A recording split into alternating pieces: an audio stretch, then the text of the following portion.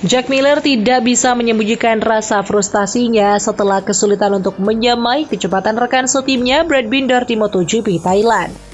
Binder finish di podium dan melakukan pertarungan yang sensasional dengan Jorge Martin dan Francesco Bagnaia untuk meraih kemenangan Grand Prix Thailand. Jauh di belakang Miller mendekam di urutan ke-16 setelah balapan. Miller mengaku sangat lambat di sektor pertama. Namun sebenarnya motornya tidak terasa buruk, tetapi memang setiap kali Miller memasang ban hard, dirinya sangat menderita. Miller sampai-sampai tidak dapat menemukan cara untuk mengendarai motornya. Miller mengaku kehilangan top speed motornya sampai-sampai tidak bisa mendekati Yamaha karena lemahnya akselerasi motor dengan ban keras. Miller juga mengatakan bahwa dirinya tidak melakukan kesalahan apapun di Thailand. Bahkan ini dibuktikan saat dirinya bisa bertarung sebentar pembalap lain tetapi tiba-tiba kehilangan kecepatan ketika ban tidak mencengkram dengan baik.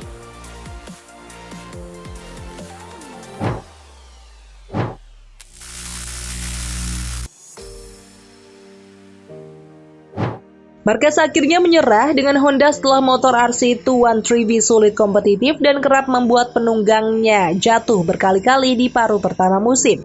Juara dunia 8 kali itu mengakhiri kontraknya lebih cepat dan akan bergabung dengan Gresini tim Satli Ducati untuk 2024. Mir sendiri bahkan mengalami nasib lebih buruk dari Marquez. Juara dunia MotoGP 2020 itu sudah crash di depan balapan utama dan hanya mampu menuntaskan 5 balapan di hari Minggu. Situasi yang membuat Mir terpikir untuk menyusul Marquez meninggalkan Honda. Akan tetapi Joan Mir berubah pikiran. Pebalap Spanyol itu masih menyimpan keyakinan bahwa Honda akan kompetitif lagi.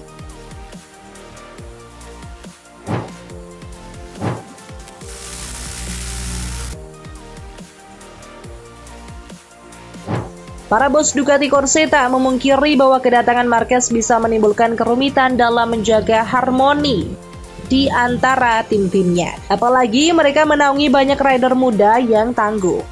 Mereka mengaku harus bekerja ekstra keras demi menjaga persaingan tetap sehat. Bersama Gresini, Marquez tak terikat kontrak langsung dengan Ducati Corse dan mengendarai motor spek lama. Meski begitu, banyak pihak yakin kedatangannya bisa mengacaukan keseimbangan di tim-tim Ducati karena ia diperkirakan ingin membela Ducati Lenovo Team pada 2025. Lewat Sky Sport Italia, Chiabatti menegaskan kedatangan Marquez bukanlah gagasan Ducati, melainkan gagasan Gresini. Alhasil, Ducati tak menyiapkan program khusus untuk Marquez. Yang ada justru Ducati lah yang menantikan kontribusi Marquez dari data motor yang akan ia kendarai.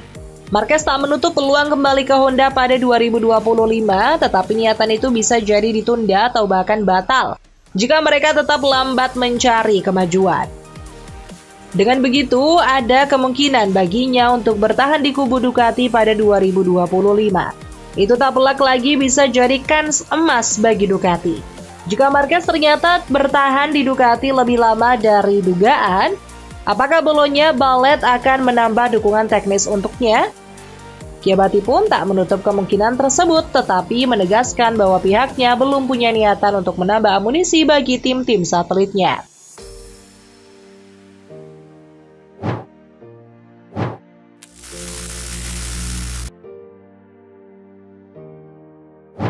Alex Marquez ternyata sudah ngebet pingin Marc Marquez segera menjajal motor Ducati.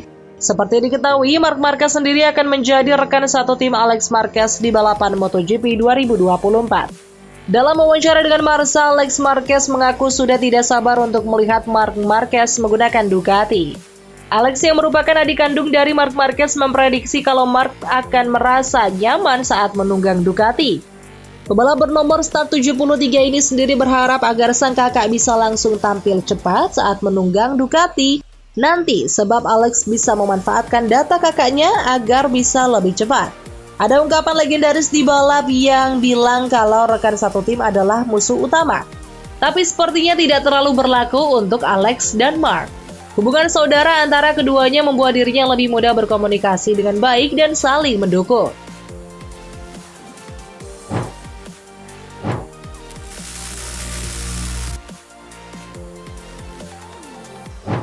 Kini dengan duel Francesco Bagnaia dan Jorge Martin membuat kabar berhembus kalau keduanya akan satu tim tahun depan di tim pabrikan Ducati Lenovo Team.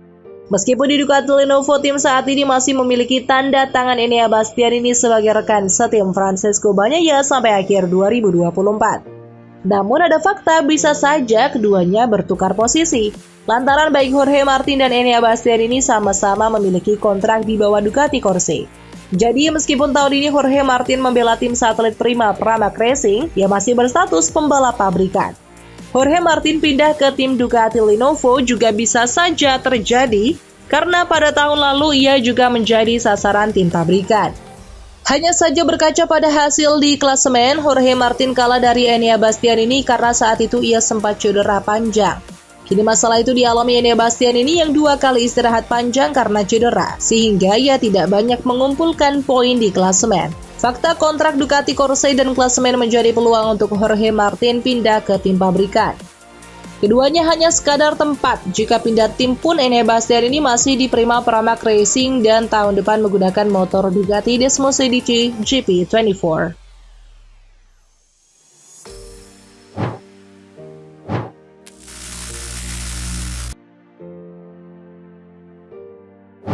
Pihak Dorna Sport sedianya berniat untuk lebih memperbanyak sesi tes di MotoGP 2024 agar pabrikan yang ikut serta punya waktu mencukupi agar pembalap dan motor MotoGP bisa beradaptasi. Untuk tes pramusim MotoGP yang berlaku dimulai awal tahun hingga jelang ronde pertama MotoGP selalu ada uji coba atau pengetesan. Biasanya dipilih sirkuit di benua Asia yang berada di garis khatulistiwa dengan asumsi kondisi cuaca lebih memungkinkan ketimbang di benua Eropa. Harapannya sih sirkuit Mandalika di Indonesia bisa terpilih menjadi salah satu sirkuit untuk tes pramusim ini. Selain masih terbilang baru karena diaspal ulang dan juga di MotoGP Mandalika 2023 lalu banyak hal yang harus dibenahi. Di antaranya faktor ban di sirkuit Mandalika lantaran kondisi yang dijelaskan harapannya sirkuit Mandalika bisa masuk dalam jadwal tes pramusim MotoGP 2024. Sayangnya, Dorna Sport sudah melansir jadwal tes pramusim MotoGP 2024 dan juga tes yang berjalan di MotoGP 2024. Sirkuit Sepang dan Lusail fix kembali jadi venue menggelar tes pramusim MotoGP 2024.